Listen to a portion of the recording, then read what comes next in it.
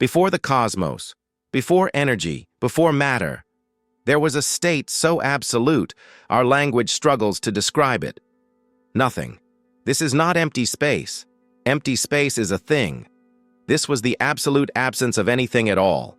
No atoms, no light, no time, no space, no laws of physics to govern reality, just null. And yet, we are here. The universe is here. This presents the single most profound logical problem. How does something come from true nothing? Modern science traces everything to a single point, the Big Bang. But that point is already something.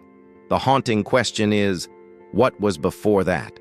What is the root, the seed, the first cause? Today we seek the foundational truth of existence, and we will find that Islamic revelation provides the only complete, coherent framework. Welcome to the Primordial. The most profound question is not how the universe works. It is one of origin. Why does anything exist at all?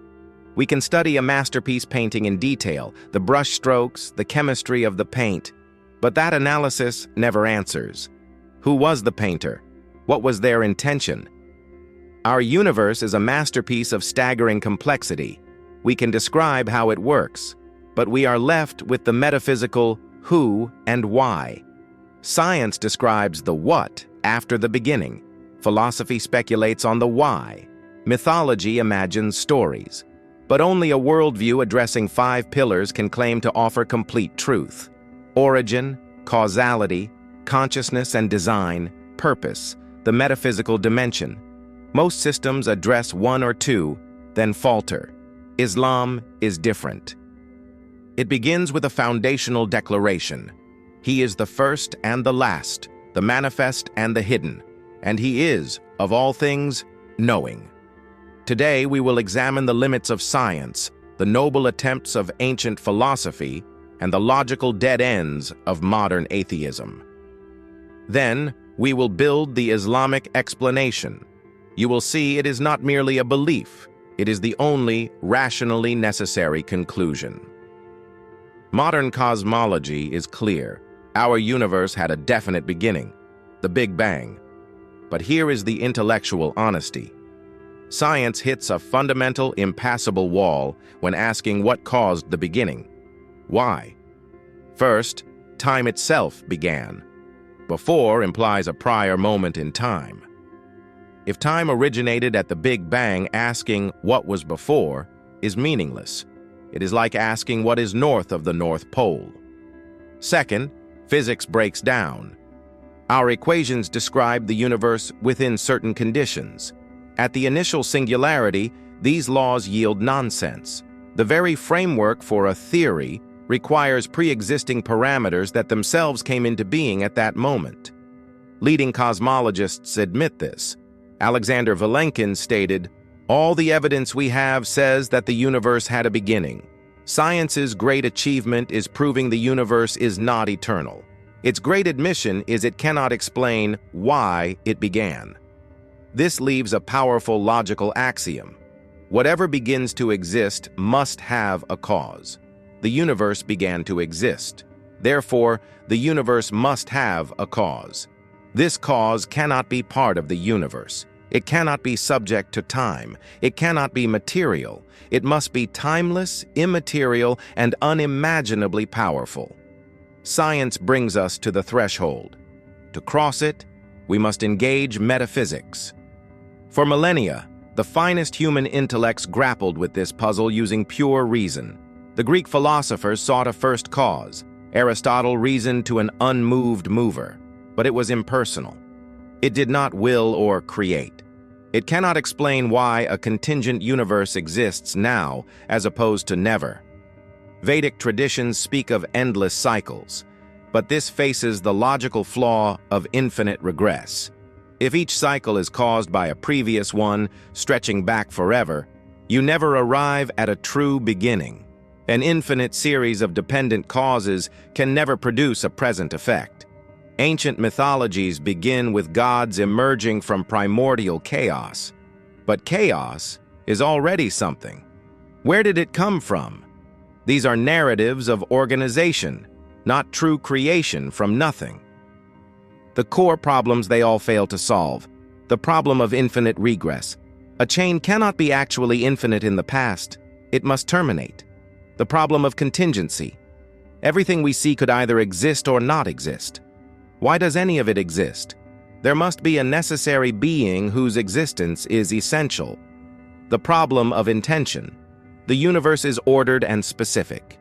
An impersonal, non-conscious first cause cannot choose to initiate a universe with particular laws. These brilliant minds frame the questions. But without revelation, they could not find a complete, contradiction-free answer.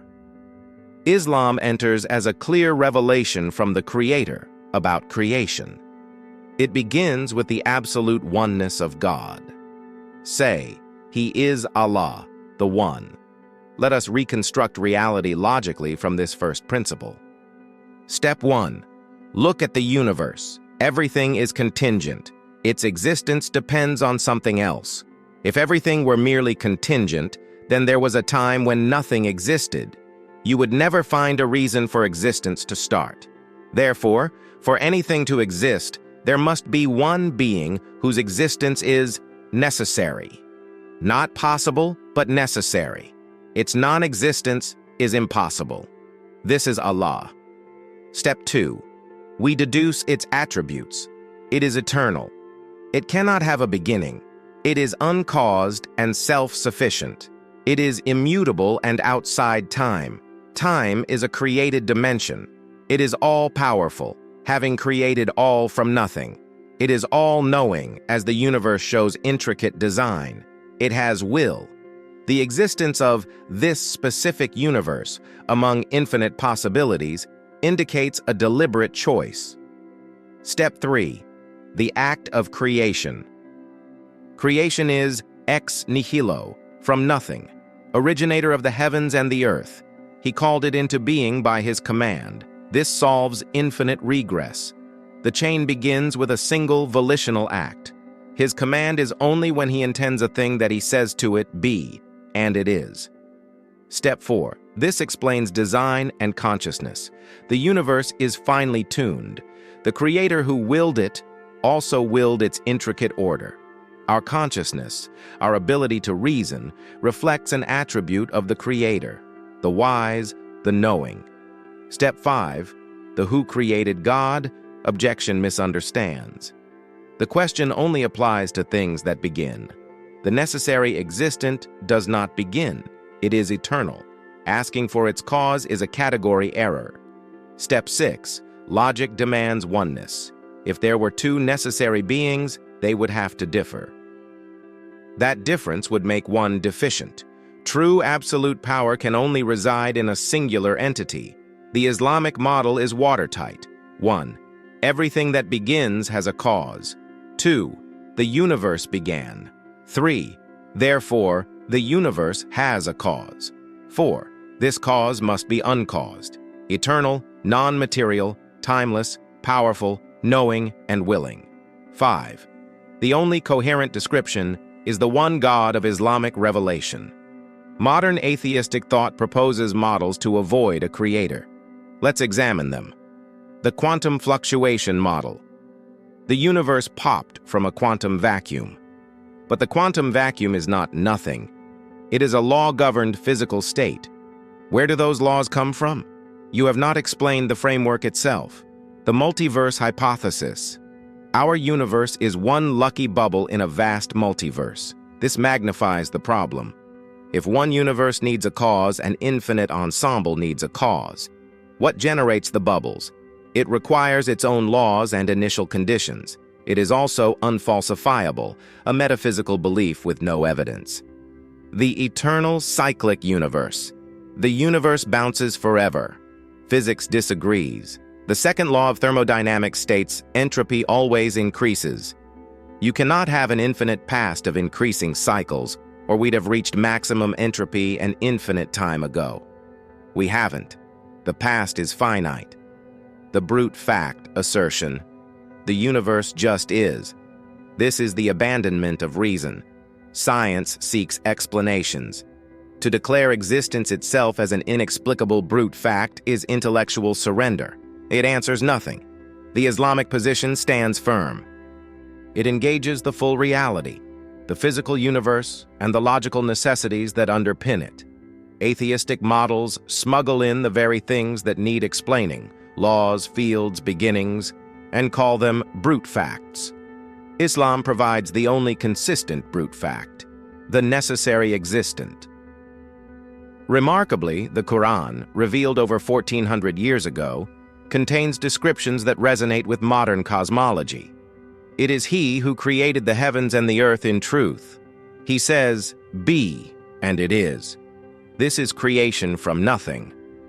Have those who disbelieved not considered that the heavens and the earth were a joined entity, then we separated them? This reads as a description of the primordial singularity and the subsequent expansion. And the heaven we constructed with strength, and indeed, we are its expander. The Arabic verb means to expand, widen. Centuries later, science discovered the universe is expanding. These are not isolated scientific miracles. They are part of a holistic, creator-centric worldview. The Quran makes statements about creation compatible with ultimate scientific discovery because both describe the same reality. Let us synthesize. When we survey all explanations, we see a fragmented picture. Scientism describes the how, but hits a wall at the why. It fails on purpose and the metaphysical. Ancient philosophy identified problems but lacked revelatory data for a complete answer. Islam alone integrates all domains into a seamless whole. It provides the metaphysical foundation, Allah as the necessary existent. It has philosophical rigor, the first cause that ends infinite regress and explains will. It is scientifically consistent, embracing a universe with a beginning and fine-tuning as signs of a creator. It offers revelatory clarity, direct knowledge from the Creator about purpose. It provides existential completeness, answering where we came from, why we are here, and where we are going. It is the most rational inference to the best explanation for our existence, our consciousness, and our yearning for meaning. So, we return to the beginning. Before existence, there was not a void, not a quantum field. Before existence, there was Al-Awwal, the first, the eternal, the uncaused, the necessary, the one. And then, by an act of his boundless will, he spoke the command, "Be." And from absolute non-being, the heavens and the earth, time and space, matter and energy, came to be. Every galaxy, every atom, every conscious thought is a manifestation of that ongoing command. Other worldviews end in a whisper of uncertainty, a shrug of brute fact. Islam begins and ends with a thunderous, logical, awe-inspiring certainty. The Quran asks, "Is there any doubt about Allah, the originator of the heavens and the earth?" After this journey through logic, science, and revelation, there should be none. This is the primordial truth, older than time, written into the fabric of your reason. If you seek the beginning with an honest heart, you will find him. If you seek coherence, you will find it in Islam. This has been the Primordial. Our journey into the deepest truth has only just begun.